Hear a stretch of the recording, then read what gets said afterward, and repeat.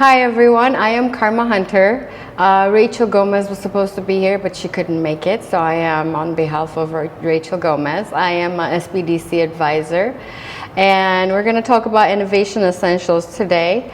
So let's start.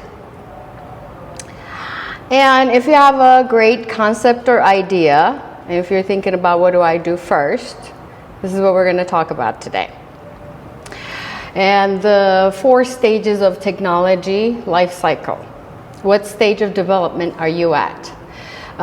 Do you all have a business, or are you starting a business? Do you have a tech idea right now? Okay, have you already started?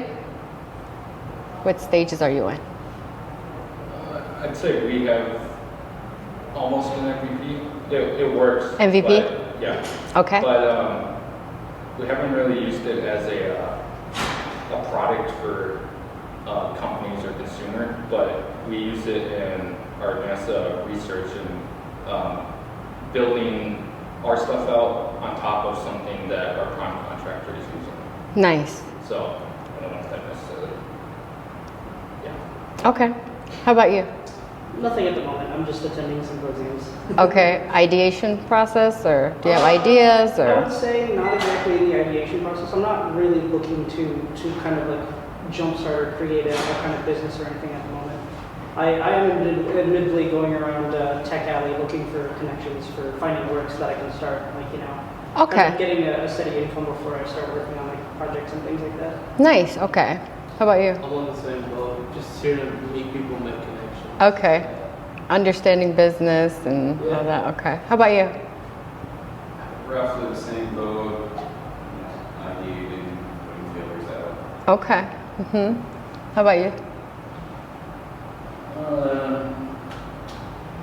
I'm involved with circuit boards. Somebody approached me about taking on manufacturing for them. But there's some time and there's alternate opportunities in the field. So I'm exploring whether it's better to just take a small margin on supplying the boards, Okay. taking a bigger margin on the ultimate opportunity. Gotcha. Okay. All right. So everybody's in different stages. So, okay, let's talk about phases, right? Phase 1, innovation state, the investing time, the money, and the resource, and the research and development state. So probably you are in that stage, the research and development state, that phase. Can we say that? Okay. The second phase, ascent phase, the initial launch and early revenue phase, is that the phase you're in, or are you a little bit the initial launch and early revenue phase? I would say, or are you a little further than that? Before that, I think Oh, we before. have about, because we have to build out their platform first, and then we can merge our two together, and then you're talking, you could probably do what's called licensing agreement. Okay, so still research and development. Yeah, Okay. so almost out of it, but it's still there. Okay. So phase 3, the maturity, a player in the market and looking for competition. And the phase 3 is decline and product starts to become obsolete. So we're going to break this down a little bit more. And we already said launch, startup, phase 1, growth, phase 2, maturity, phase 3, renewal, rebirth, and decline, phase 4. So just to give you a background from myself, I'm a marketing strategist, and I've been helping tech startups for a while. And I'm also a SBDC advisor, so I'm in the startup ecosystem for a long time. Also, I'm a SCORE mentor, so I'm sure you saw me also talking about SCORE earlier. So I've been in the startup ecosystem for a long time, and I've been in all of these stages with startups. And so we'll talk about more in detail. How do you take your new innovative idea and turn it into a business, right? Phase 1, launch and startup, developing your MVP. And you'll hear MVP, and he already said MVP, minimum viable product. This is where we test functionality, viability, gain feedback from early customers. This is where there's big impact to company finances and budget. This is where most of our budget is going to research and development, developing the product, where if you have a tech product, most of your money is going there, right? Most expenses go toward operations and marketing to identify and gain new customers. And here, marketing dollars are not necessarily going to new customers, it's going to testing, right? Testing, getting those, not necessarily customers, but testing with the customers. You're not really making money from those customers. You're asking them to, hey, can you test my product and tell me what's going on with my product? What else can I improve with the product?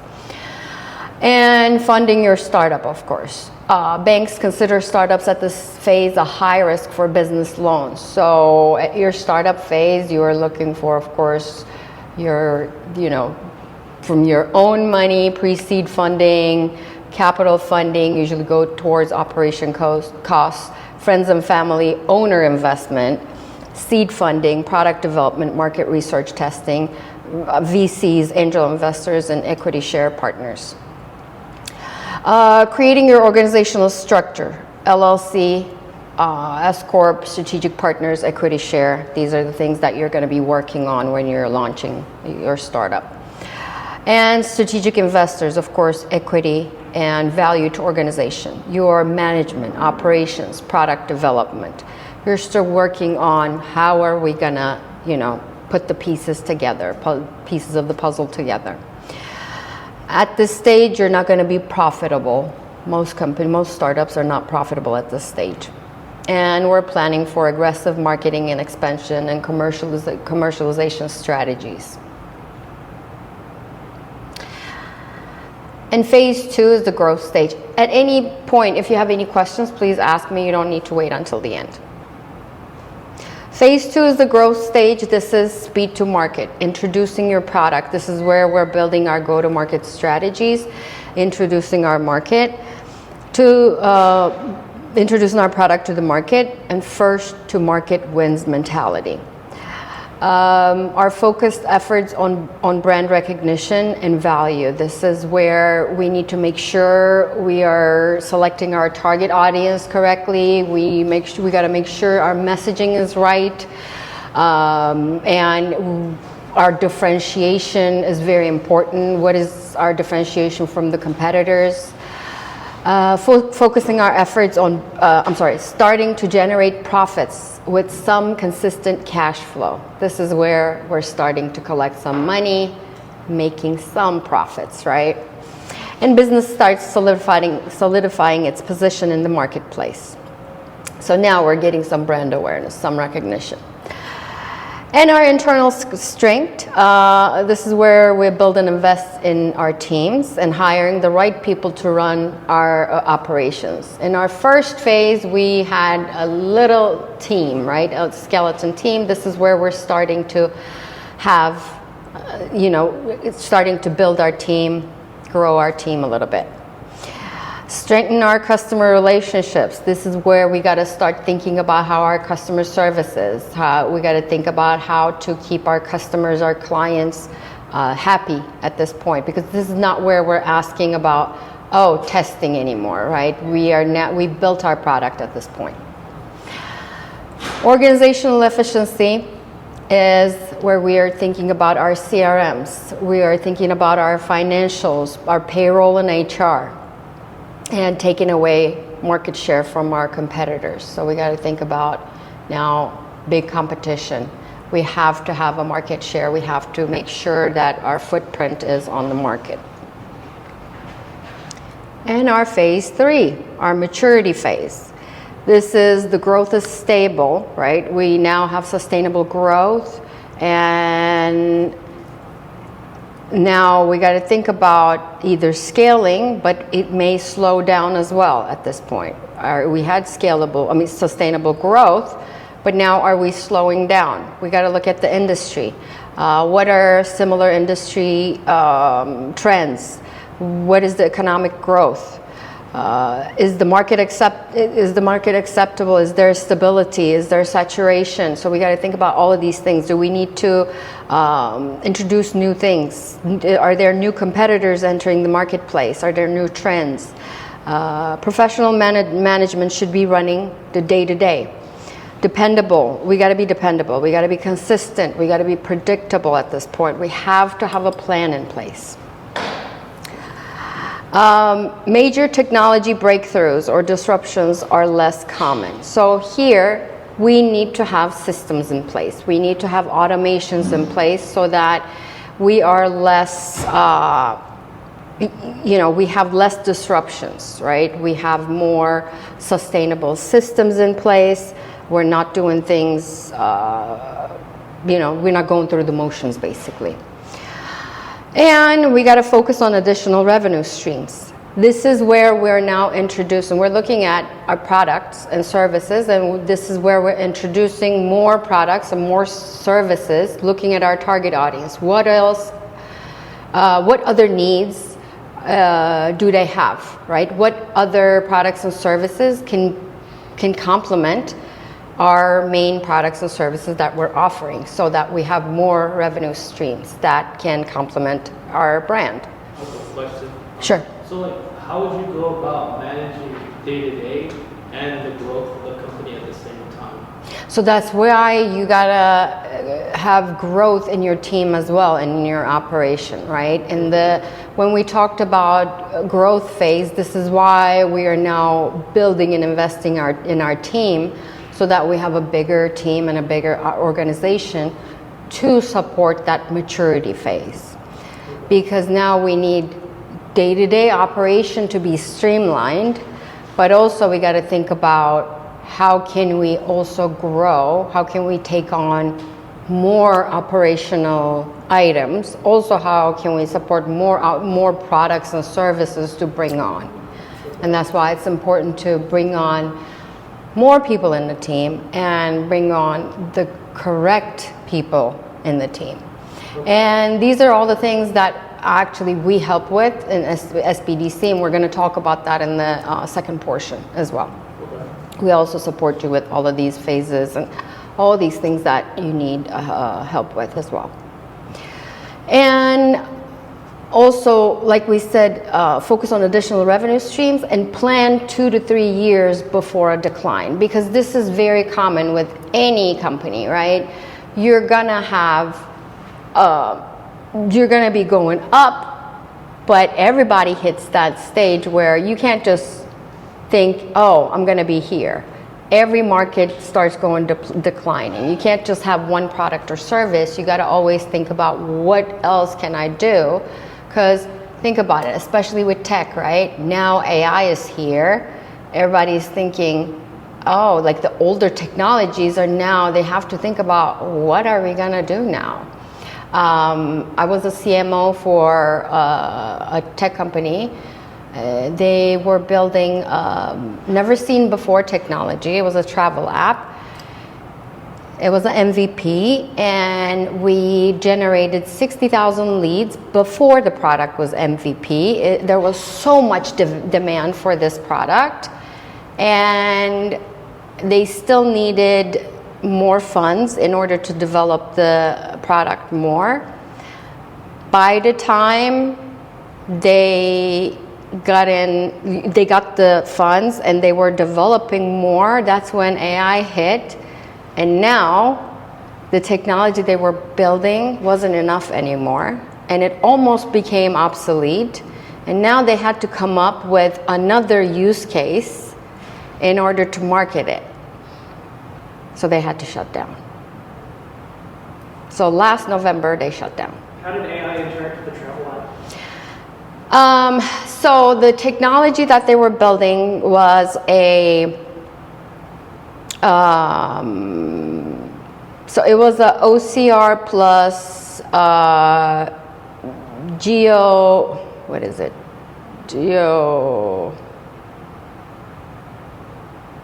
something, I can't remember it. What is it? Geolocation? Geolocation, also one more thing. I can't remember the word, I'm sorry. Geolocation, OCR, and one more thing. I can't remember the name of it because it was never seen before technology. But the way it was gonna work was like you didn't have to do anything and you could just take a screenshot and it was able to give you all the restaurants or whatever you needed. Like you could just take a screenshot where you are and it was able to deliver you any type of like restaurant or doctors, whatever you need, Like basically. recommendations for things nearby. Yes, without an algorithm Right. from your location, but just with a picture of where you are, basically. But now with AI coming in, it didn't work anymore because there's Yelp, because there's this, there's that, and there's so much things. And they had other missing things when it comes to marketing use case. And this is what I always talk about as the marketing strategist. You may have a technology. It may be never seen before. It may be so good, but you have to have a use case, right? In order to market it, in order to sell it, you have to have a use case. It may be a great technology, but if you can't make people use it, it's not going to be profitable for you. And when you're building an app or a platform, it's not about how many people are going to sign up for your app or your platform. It's about how many people are going to actually actively use it. So that's what the investors are going to be looking for it. So when you're pitching the investors, it's like, and that's how it was for the founder. He was so excited that this was such a big technology. But what I was pushing for was, okay, but it's not marketable, right? Because how are you going to keep people on the app? They will want to use it one time, but you don't have network effects on the app. What we call network effects is you got to have enough people on the app to make them want to come back for the app. You got to have a use case to make me want to come back over and over and over and again.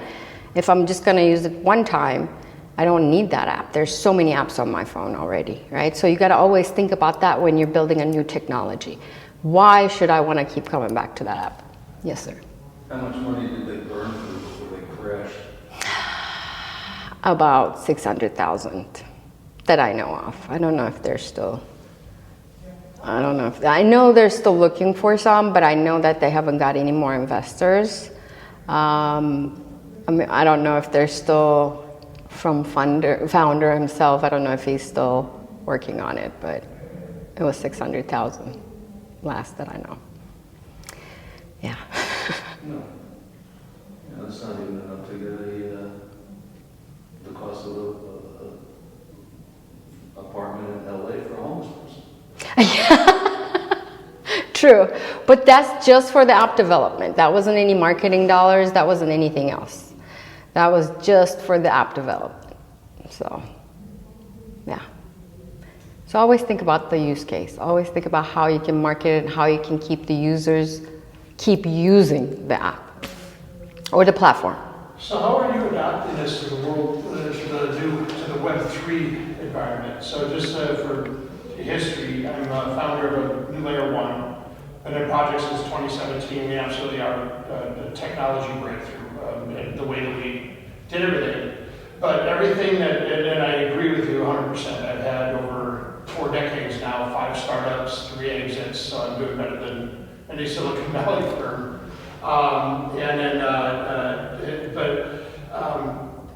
None of that applies in the Web3 world at all. True. It's all about community and FOMO. Yes.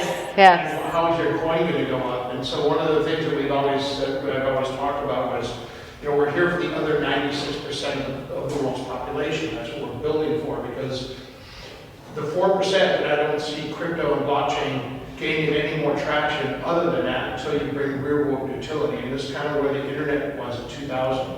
I've got Yes. It was a Daily Mall. And they the headline was basically, internet, millions leaving the internet in droves, finding a benefit. And that was absolutely true. That's what blockchain is right now, or where the Web3 Yes. is. Now, what the catalyst was there was when brands that you trust, or enterprise, came to you with an application that you didn't have to know that it was the internet that you were on or anything. It's just a bank came and you give me an app. I don't have to drive to the bank to wire transfer anymore. I don't have to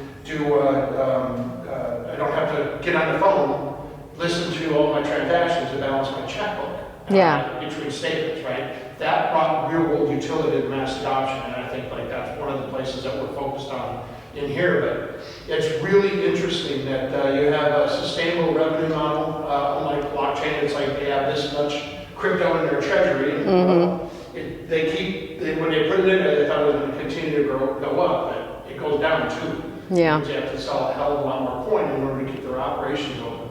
So you have to have a sustainable revenue stream. But in the Web3 world, are you starting to, and I'm guessing you're with UNLV or? Yes, UNLV and SBDC. Are you starting to have courses that kind of work around that, the virtual creator economy and such, because the dynamics are so much different that, everybody's FOMOing into everything instead of doing any research anymore, right? You don't have VCs these days that have engineers on staff that are actually looking deep into what this is. If they did, they would not have invested in any of the blockchains that are out there. Just because they offer no utility. And meme coins and NFTs are not of interest to anybody that has tuition to think about for their kids and rent and mortgage and food and such, right? Yeah. So what are you doing on that side? Because I absolutely agree on this. It'd be brick and mortar, traditional, even the Web2,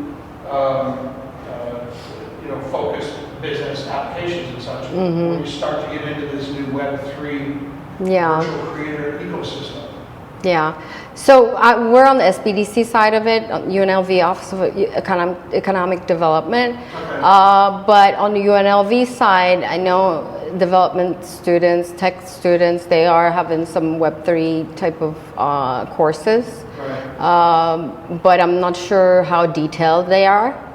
I just said that we had just started to actually just set up an internship over the computer science department. Perfect. Yes, computer science department. And then we have, and we're also working with Ron, and I've got a call this next week with Brian and I can't remember the CFO's name over there. Yes, perfect. To talk about on that side. Yes, computer science students, they do get some courses about that, definitely, and developer students, they do as well.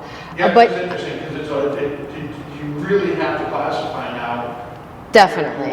I mean, that's our reality now, right? Web3, our reality now, so. It's like in order to get onto a central exchange, they expect you to have 100,000 minimum across your socials because that translates in their mind to 10 million a day in transactions. Yeah. And that's what the central exchanges are all about, right? So the dynamics are just really different. It's huge, and it's so community-based as well. I mean, that's why network effects is huge when it comes to Web3, so definitely. And I'm going to talk about the internship program too, actually, yes. I'm pretty sure they do actually have a course, but it's not Yes. that long. It's like about as long as you can expect for the coding bootcamp.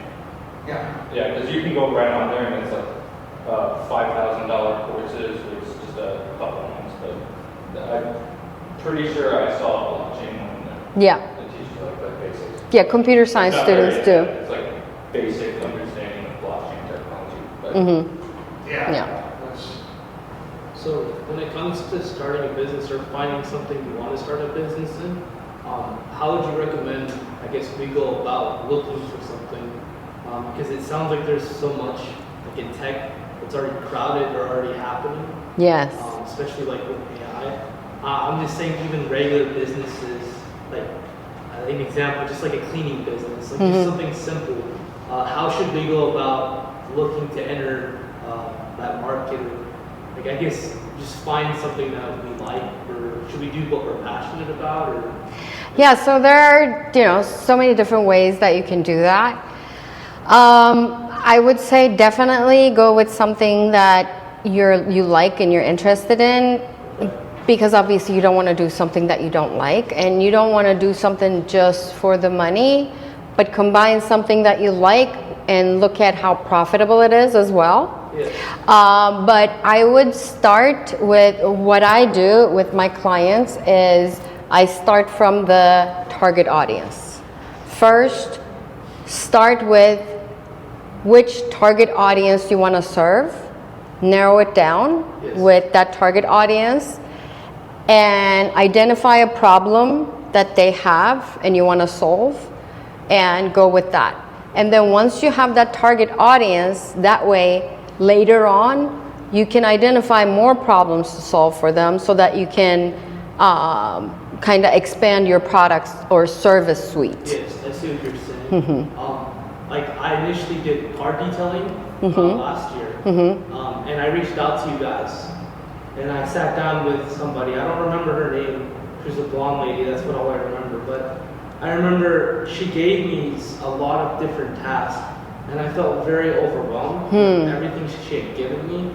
And I feel like they should have broken it down to more simpler topics. But I ultimately stopped doing it because I feel like that's where I struggled, was being able to market to the people I wanted to offer the service to. Gotcha. They were more like, I guess, higher net worth people. Because with car detailing, I didn't really want to go with lower, I guess, like people who didn't make as much money. I wanted to go for the that makes higher sense. cars, Yeah. right? Mm-hmm. And I just struggled marketing to them. Like I didn't know how to. Okay. And I ultimately, I just stopped doing it. But that's just an example of the service that I was providing. Yeah. I don't know, maybe I could get more personal Yes. So advice on what I could have done. that's great feedback that you gave me, that you kind of got stuck there, right? It should have been more digestible. That's what I'm getting from what you told me. Yes. And when that happens, it would be good if you go back to your advisor and say, hey, this is what I'm struggling with, and maybe ask for additional help. At that point, maybe if what you're struggling with, when you said, okay, let's say you couldn't market it to that audience, if that was the case, maybe that advisor can pair you up with another advisor who's more experienced in that area, right? Okay. Because every advisor can have more expertise in one area, Yes.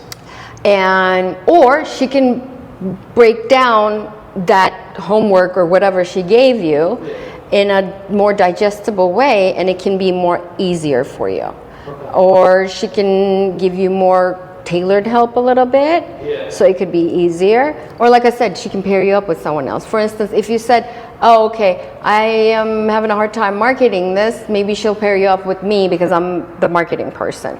Or if you said, let's say you have help, you need help with more operations side, we would send you to another advisor, kind of like that, Yeah, it just ultimately came out to outreach. Yes. Getting people, calling them, saying, are you interested? There you go. And that's where I failed on my part, was not doing it consistently. Perfect. So also, let me explain you now. I got on board with SBDC recently, and one of the main reasons why I got on board with SBDC is to revamp the marketing internship program and to give support to businesses for their lead generation, demand generation, sales outreach, and conversion optimization. So we are now revamping our program and basically having our interns work with businesses like more hands-on and almost like a marketing agency in a way. So we're gonna have our interns act like an account-based marketing with businesses and kind of have take a business and do their lead generation, look at their CRM, audit their SDRs and sales teams, and help them with those type of things. So if you need help with that, maybe your company could be, Yeah, my brother and I suck at you may need help with something like that. If you guys have a CRM, if you have SDRs and sales teams, we can go ahead and look in your CRM, look at your leads, segmentation, demand generation, and help you with that.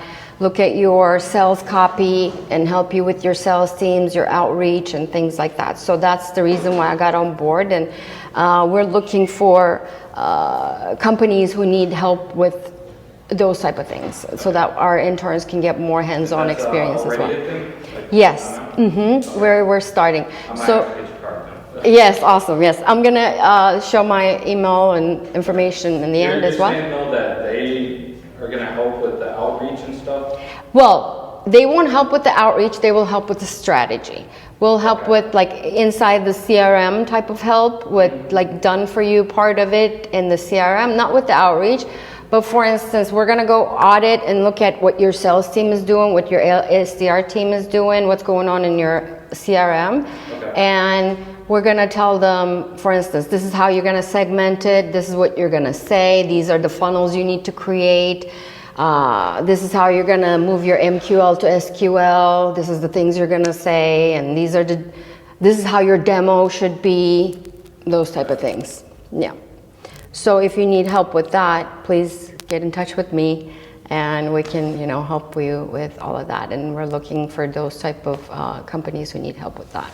And right now, I am hiring more interns who are more qualified with those type of tasks and projects. So I'm building that team to help them with that, because they've been working on more like brand awareness type of tasks, more repetitive, the same type of tasks. I want to give them more skills that will get them, more on the job and help them more, monetary skills that's gonna get them real jobs later on. And give businesses more results. That's the goal. Welcome.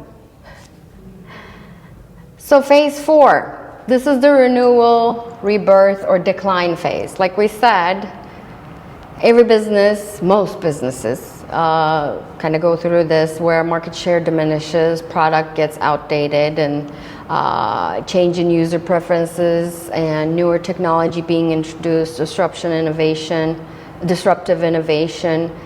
And some business owners do not realize they're in the decline phase. 3 consecutive quarters of declining revenues. This is what kind of indicates that you're declining, right? 3 consecutive quarters of declining revenues. This is where we want to be productive before reaching this phase. And innovative. Invest in new product offerings, new people or marketing strategies, and change the company's positioning and adjust to current scenario. So changing company's positioning. This may be that you wanna get into different markets. You wanna start marketing to new target audiences, or like we said, it could be that you wanna have new product suites, new services and such for the same target audience. And adjusting to current scenario. It could be the new trends, new technologies and such. But we want to, of course, always look into the future, and we want to tackle these before it even happens, right? Before we take the hit. So how can the SBDC help you?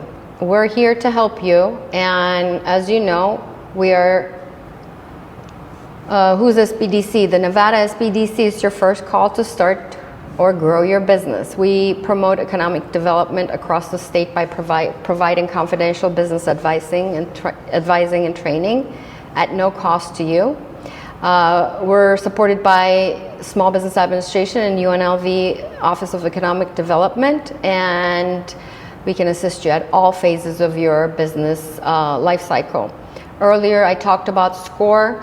We're all business partners, SCORE SBDC and SBA.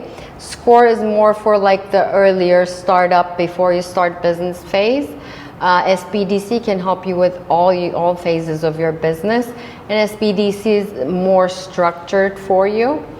And while you're starting a business, SBDC can help you with new entity information, your licensing requirements and permits, your market research and analysis, startup cost and projections, planning and strategy, word of mouth, creating a network, business plans, grants and funding.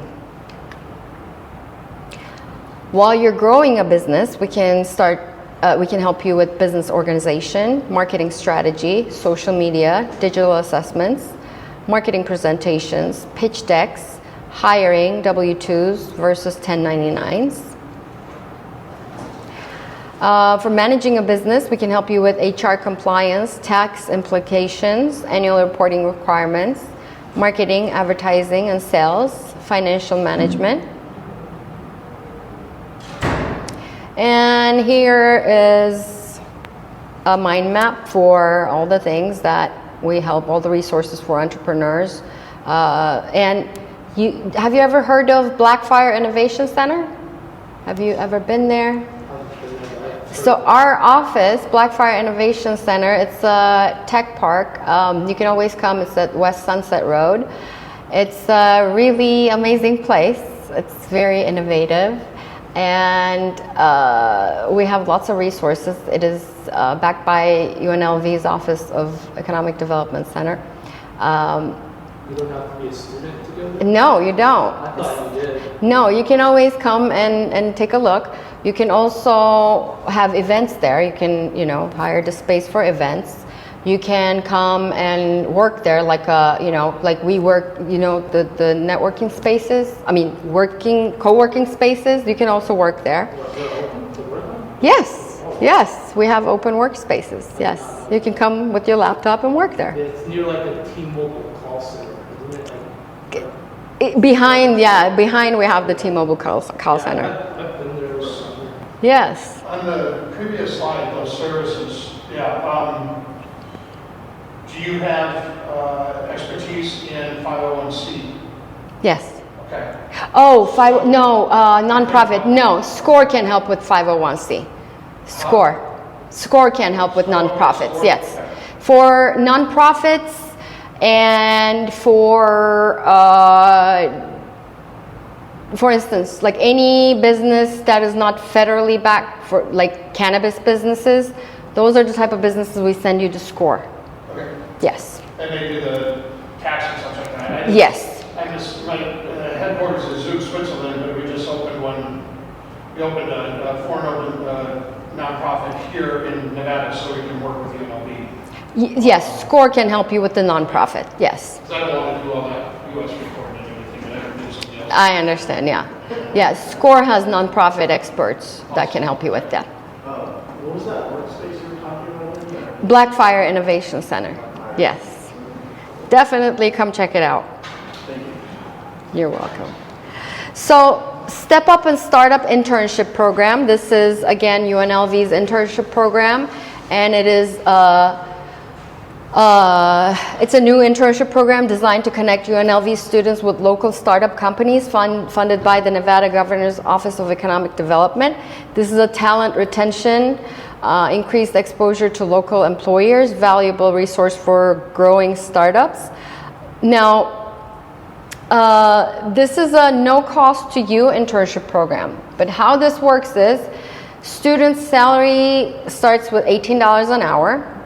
It's a company reimbursed program. So you first pay the student and then they reimburse you within 30 days. So you need to have money first to pay the student and then you get the reimbursement. That's how it works.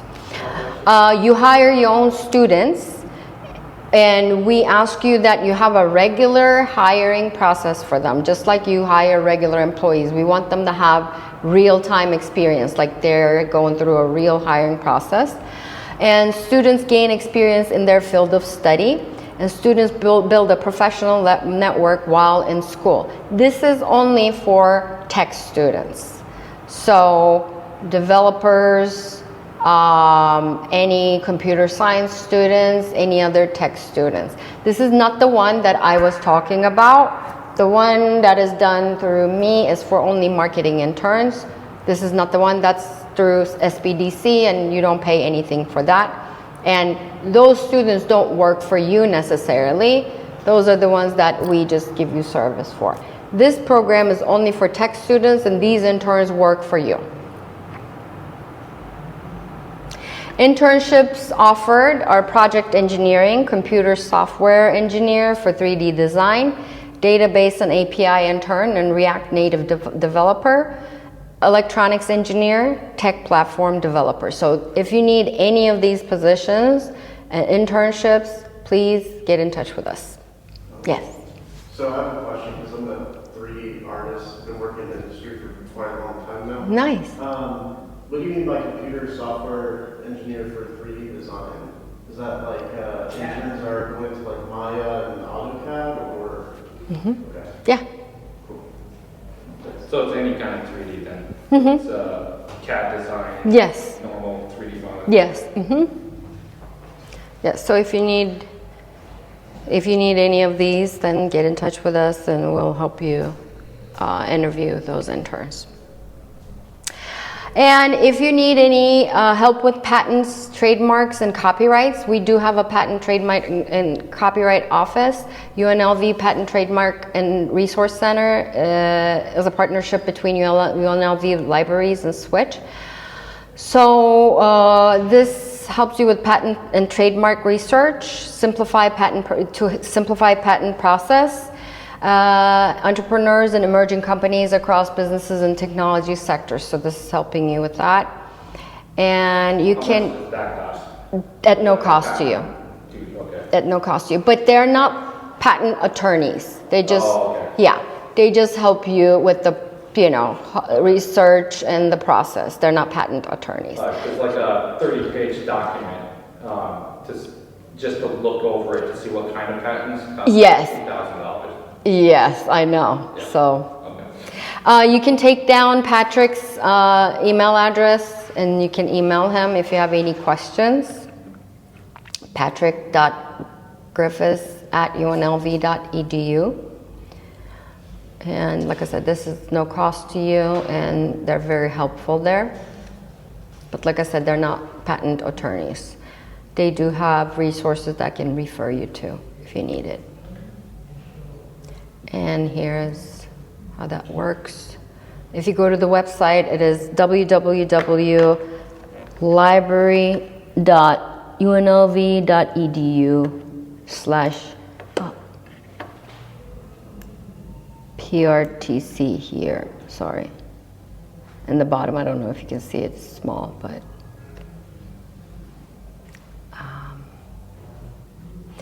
And where's our maker's mark?